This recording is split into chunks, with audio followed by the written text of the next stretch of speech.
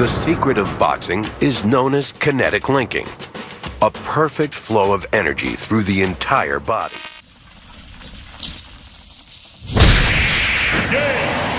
Okay, weird question, but have you ever wanted to do this? Or this? Or maybe this?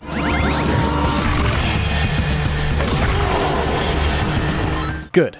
Because if there's one thing this VR game gets right, it's making you feel like you're actually strong enough to punch someone through a brick wall.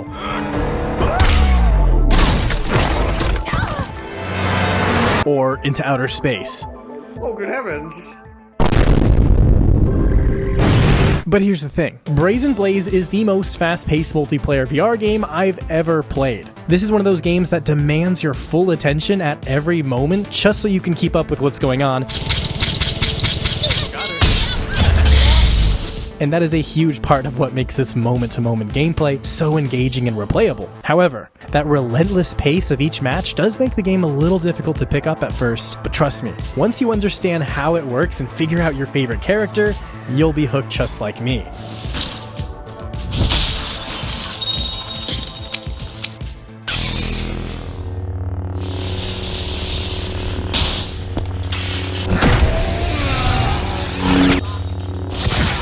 I can actually imagine this being one of those games that I keep coming back to regularly, which we all know is pretty rare when it comes to standalone VR games. Yes, this is also on PC, but one of the biggest issues I've noticed with the game so far is that simply watching the gameplay does not do it justice. The game makes you feel a sense of speed and power that cannot be translated to a 2D video. That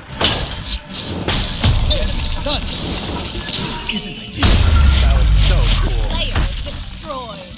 But I'm gonna try anyways. So the goal of this video is to try and show you what it actually feels like to play Brazen Blaze, as well as highlight a few things I love about the game, and a few things I kinda hate. Hi, I'm Virtual Bro, and I'm always looking for worthwhile VR games to recommend, so if you need someone to get you excited about VR gaming again, definitely click that subscribe button so you don't miss a video. And before I say anything else, you also do need to know that this video is sponsored by the developers, but just know that I did make sure I can say whatever I want. There are literally no talking points I have to hit or a script that I have to read from. All of this is coming from my own experience with the game over these last couple weeks of the open beta. And honestly, I am so glad I gave this game a chance. And I almost didn't. You see, on the surface, this game has almost everything I might despise in a non-immersive VR game. A very cartoony art style with no full player bodies, no manual reloading on the weapons, and a completely intrusive heads-up display. Oh, and long, silent loading screens that force you to simply stare into darkness. It's almost like certain aspects of the game were designed to infuriate me, so when the studio first reached out about sponsoring a video, I really hesitated. I had to try out the game for myself before I could decide, and even then, my first impressions weren't great. The first thing you'll notice when getting into the game is that the arms aren't even trying to be realistic. Like, just look at this, your forearm just floats behind your hand and doesn't even remotely look attached to your body. Immediately, this was a big red flag because in my eyes, this indicated a general disregard for player immersion. You know, the key aspect of what makes VR gaming so special in the first place. No, alright. I know that sounds bad. However, after completing only 3 matches, I started to realize the true genius behind this game's design. Let me explain.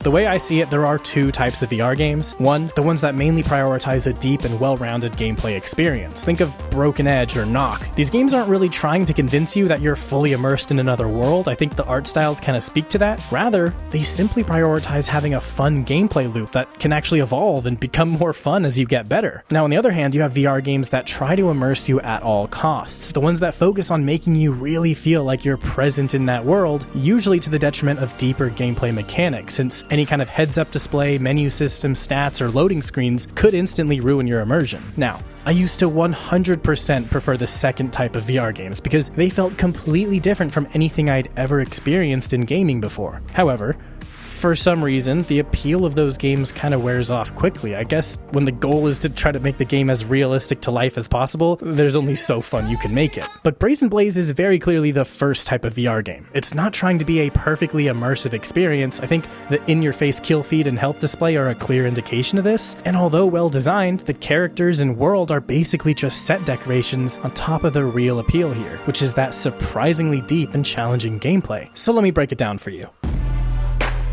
No, not like that. I meant break down how the game works. Brazen Blaze is a 3v3 hero brawler that, in my opinion, is the first VR game to seamlessly blend ranged and melee combat in a multiplayer setting. Here's a really bad explanation of it. Imagine Super Smash Bros, but every character has the mobility of Tracer from Overwatch, and the only way to eliminate someone is by punching them into outer space. Got it?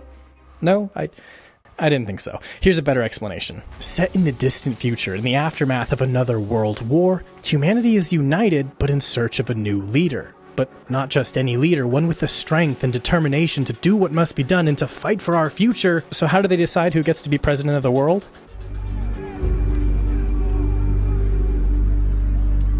Let them fight.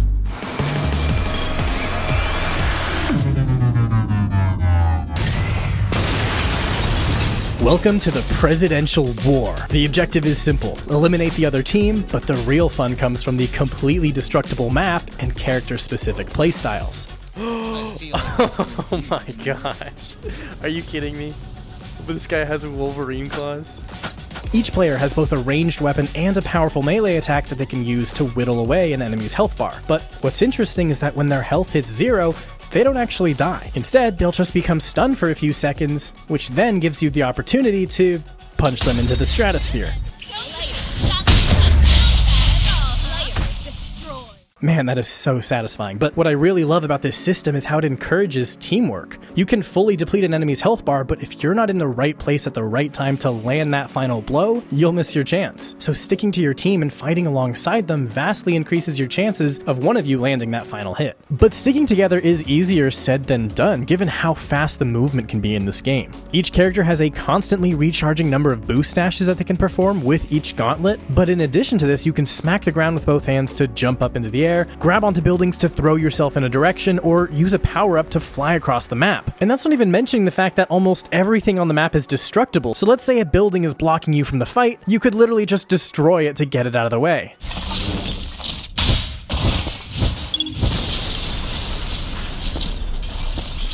But with the way the knockout system works in this game, you'll want to take my advice and stick together, because I cannot stress how cool it feels to assist another player by either setting them up for a knockout or being the one to dash in at the last second to send their opponent flying out of the arena.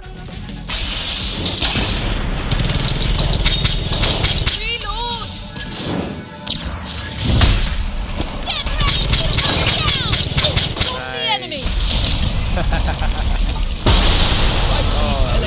Good job. Good teamwork we had there. The fact that there's only 3 players on a team also makes working together essential to winning, because as soon as the first player on a team is knocked out, that team is immediately at a noticeable disadvantage. Now, you might think this causes all matches to be a total landslide victory for whichever team lands the first kill, but that's where the power-ups come in. These items are randomly dropped throughout the map, and in my first few matches I basically ignored them, but that was a huge mistake. These power-ups can change the tide of an entire match. I know this because it's happened to me, and now I'll never underestimate them. Like this bazooka, what the heck? Oh my gosh. Now, if I ever find myself at low health or outnumbered, I do my best to just dash to the nearest power-up and hope it gives me something good enough to even the odds. These power-up items could be anything from an umbrella that lets you float through the air, an apple that heals you,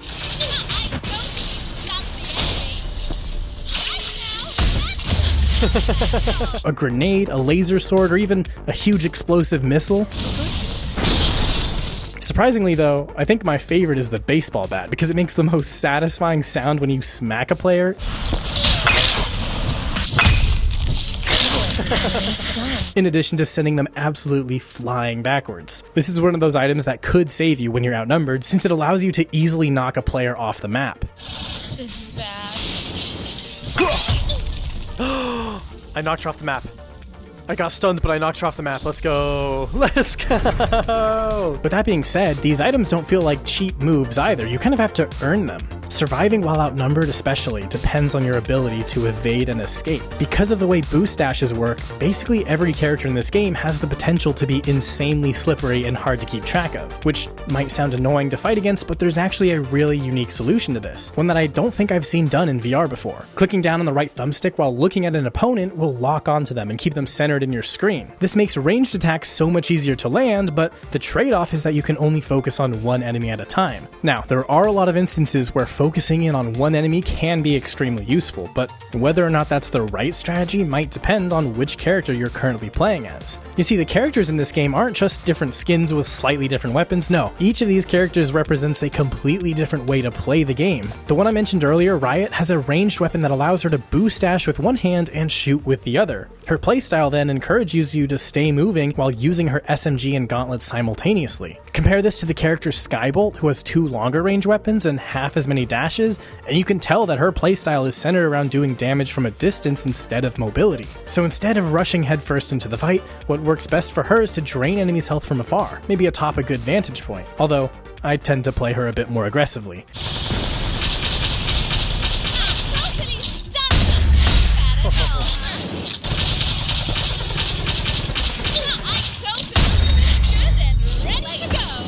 Now, there's also a character named Legacy who's kind of like the tank hero since he has a shield and can buff nearby teammates. His purpose is to be the rallying point of the team to soak up damage and protect the smaller heroes like Velvet. Velvet is one of the more difficult heroes to learn actually because she's almost an entirely melee-based character. Her moveset is based around countering enemy punches and rushing at them with a sword. Her lack of a ranged weapon made me at first think that she was terribly underpowered, but no, she is not.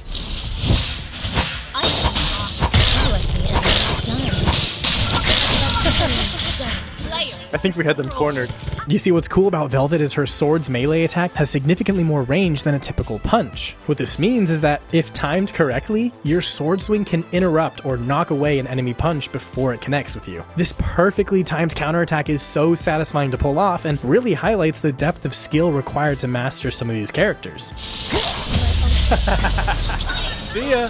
Although luckily, not every character is super difficult to master. Like Sunshine. Sunshine is kind of like the Junkrat of this game. His primary weapons are just these 2 huge bombs that he can keep on throwing endlessly, and the explosion can kind of be used as a form of mobility. The fact that all his abilities center around explosions make him one of the easier characters to start out with, since you don't really have to worry about aiming. I knocked her off the edge. But the way these heroes play feels somewhat similar to what I loved about Broken Edge. This game requires you to actually embody the character you're playing by adapting their playstyle. It really helps the game not get stale since switching characters is a surprisingly significant change to how the game feels. However, it's only natural that you'll eventually decide on a favorite and want to stick to them. This might be my main character. Oh my gosh.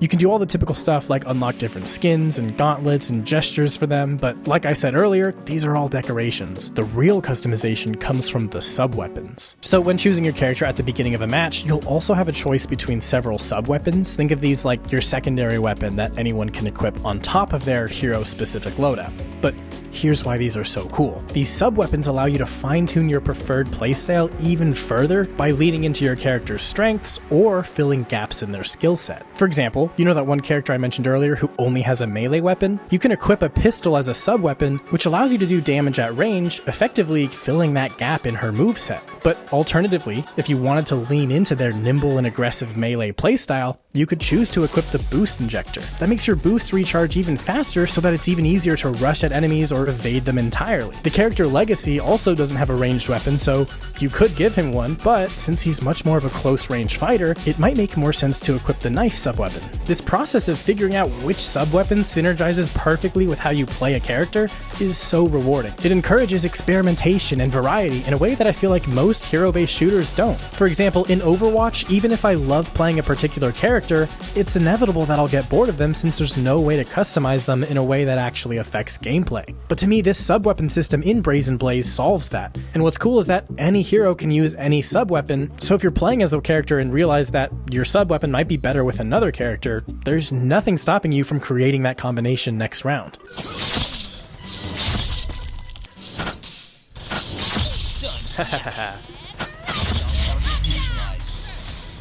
So hopefully by now I've done a decent enough job of showing you why this game is so unique. And again, similar to Broken Edge, this game does take several matches for you to get the hang of, so if you do try this game out, please stick with it until you can actually understand what's going on and can use all your abilities. The tutorial might not be enough to truly grasp everything this game has to offer, so play a couple rounds before judging this game. If I had judged this game based solely on the videos I saw in my first impressions, I certainly would not have kept playing, but I'm so glad I did. This might be one of my new favorite VR games, but I think it really depends on how the developer supports this game past its launch. Right now there are only 7 heroes, 2 main game modes, and a handful of arenas that look mostly the same, so I think while there's a ton of variety in the core gameplay, the lack of any objective-based game modes or visually distinct maps prevents this game from being as replayable as it should be. There are also some issues I can't ignore, such as the terrible loading screens that are literally driving me crazy sometimes, but despite those problems, to me what's most important is that the core gameplay is genuinely fun and engaging, and Brazen Blaze totally has that down.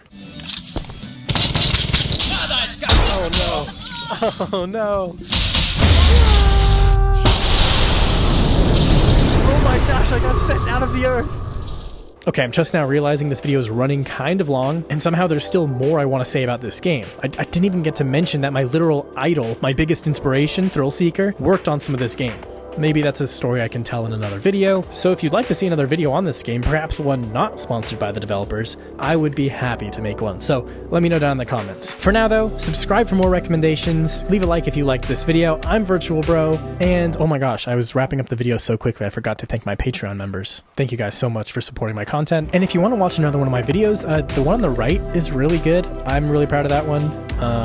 I spent a lot of time on it actually, but it didn't get as many views as I was hoping. So if you could go watch that, that'd be cool. Thanks. I'm gonna go eat.